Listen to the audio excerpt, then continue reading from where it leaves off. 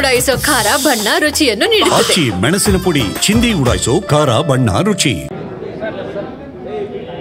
ಪಾಕಿಸ್ತಾನ ಉಗ್ರ ನೆಲಗಳ ಮೇಲೆ ಭಾರತ ದಾಳಿ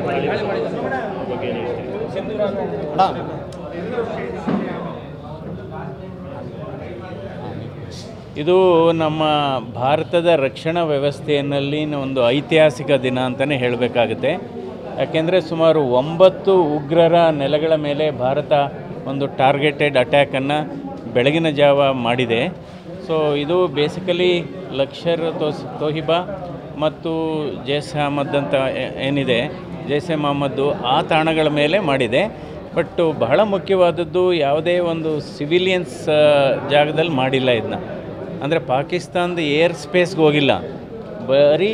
ಯಾಕೆಂದರೆ ಇದಕ್ಕೆ ಈ ಭಯೋತ್ಪಾದನೆಗೆ ಒಂದು ತಕ್ಕ ಪಾಠವನ್ನು ಕಲಿಸ್ಬೇಕಾಗಿದೆ. ಇದು ಕೇವಲ ಭಾರತದ ದೃಷ್ಟಿಯಿಂದ ಮಾತ್ರ ಅಲ್ಲ, ಇಡೀ ವಿಶ್ವದಲ್ಲೇ ಭಯೋತ್ಪಾದನೆಯನ್ನು ನಾವು ಮಟ್ಟ ಹಾಕಬೇಕಾಗಿದೆ. ಆ ದಿಕ್ಕಿನಲ್ಲಿ ಇದು ಯಾಕೆಂದರೆ ಯುದ್ಧಗಳು ಅಂದರೆ ಬೇರೆ ಬೇರೆ ರೀತಿ ಯುದ್ಧಗಳು ಇದೆ. ಒಂದು ರಾಜತಾಂತ್ರಿಕವಾದಂಥ ಯುದ್ಧ ಅಂದರೆ ಈಗ ಯುನೈಟೆಡ್ ನೇಷನ್ಸು ಸೆಕ್ಯೂರಿಟಿ ಕೌನ್ಸಿಲಲ್ಲಿ ಇವತ್ತು 15 ದೇಶಗಳ ಈ ಸಂಸ್ಥೆ ಏನಿದೆ ಅದರಲ್ಲಿ 13 ದೇಶಗಳು ಭಾರತದ ಪರವಾಗಿ ಹೇಳಿದ್ದಾರೆ, ಇನ್ನು 2 ದೇಶ ಮಾತ್ರ ಅವ್ರ ಕಡೆ ಹೇಳಿದ್ದಾರೆ. ಸೊ ಹೀಗಾಗಿ ಒಂದು ರಾಜತಾಂತ್ರಿಕವಾಗಿಯೂ ಕೂಡ ಇವತ್ತು ಪಾಕಿಸ್ತಾನವನ್ನು ಐಸೋಲೇಟ್ ಮಾಡತಕ್ಕಂಥ ವ್ಯವಸ್ಥೆಯನ್ನು ಭಾರತ ನಮ್ಮ ಪ್ರಧಾನಮಂತ್ರಿಯಾದ ನರೇಂದ್ರ ಮೋದಿಯವರ ನೇತೃತ್ವದಲ್ಲಿ ಅಚ್ಚುಕಟ್ಟಾಗಿ ಮಾಡಿದ್ದಾರೆ.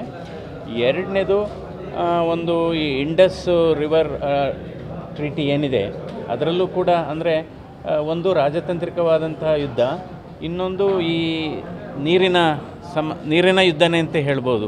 ಸೊ ಯಾಕೆಂದರೆ ಇದು ಇವತ್ತು ಭಯೋತ್ಪಾದನೆ ಅನ್ನೋದು ಬಹಳ ನಮಗೆ ನಿರಂತರವಾಗಿ ಕಾಡ್ತಾ ಇದೆ. ಪುಲ್ವಾಮಾ ಅಟ್ಯಾಕ್ ಆಯಿತು, ಪಾರ್ಲಿಮೆಂಟ್ ಅಟ್ಯಾಕ್ ಆಯಿತು, ನಂತರ ಮುಂಬೈ ಅಟ್ಯಾಕ್ ಆಯಿತು. ಇದು ನಿರಂತರವಾಗಿ ಆಗ್ತಾ ಇದೆ.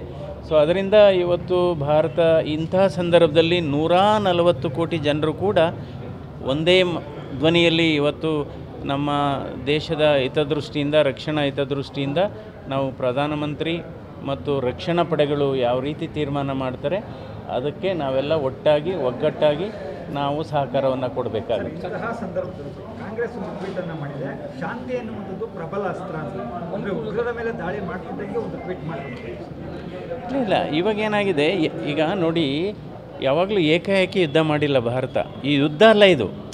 ಈಗ ಬೆಳಿಗ್ಗೆ ಇವತ್ತಾಗಿರೋದು ಅದು ಯುದ್ಧ ಅಲ್ಲ. ಇದು ಬೇಸಿಕಲಿ ನಮ್ಮ ಈ ಟೆರರಿಸ್ಟ್ ಏನಿದ್ದಾರೆ, ಭಯೋತ್ಪಾದಕರ ತಂಗುದಾಣಗಳೇನಿದೆ ಅದ್ರ ಮೇಲೆ ಅಟ್ಯಾಕ್ ಮಾಡಿದ್ದಾರೆ ಹೊರತು ಇದು ಸಾಂಪ್ರದಾಯಿಕವಾದಂಥ ಯುದ್ಧ ಅಲ್ಲ ಇದು. ಸೊ ಅದಕ್ಕೋಸ್ಕರ ಇವತ್ತು ಹಂತವಾಗಿ ಈಗ ಏನಾಯಿತು, ಫಸ್ಟು ಯುನೈಟೆಡ್ ನೇಷನ್ ಸೆಕ್ಯೂರಿಟಿ ಕೌನ್ಸಿಲಲ್ಲಿ ಭಾರತ ಮತ್ತು ಪಾಕಿಸ್ತಾನ ಎರಡನ್ನೂ ಕೂಡ ವಾದಗಳನ್ನು ಆಲಿಸಿದೆ ಯುನೈಟೆಡ್ ಸೆಕ್ಯೂರಿಟಿ ಕೌನ್ಸಿಲು. ಸೊ ಅದರಲ್ಲಿ ಈಗ ಅವರಿಗೆ ಮಂದಟ್ಟಾಗಿದೆ. ಇದೆಲ್ಲ ಪಾಕಿಸ್ತಾನದ ಕುಮ್ಮಕ್ಕಿಂದನೇ ಈ ಉಗ್ರರ ದಾಳಿಯಾಗಿ ಸುಮಾರು 26 ಜನ ನಮ್ಮ ಭಾರತೀಯರನ್ನು ಅವರು ನಿರ್ಭಯವಾಗಿ ಕೊಂದಿದ್ದಾರೆ. ಸೊ ಅದರಿಂದ ಈ ರೀತಿ ರೆಸ್ಪಾನ್ಸ್ ಮಾಡೋದು ಬಹಳ ನಮ್ಮ ಆದ್ಯ ಕರ್ತವ್ಯ.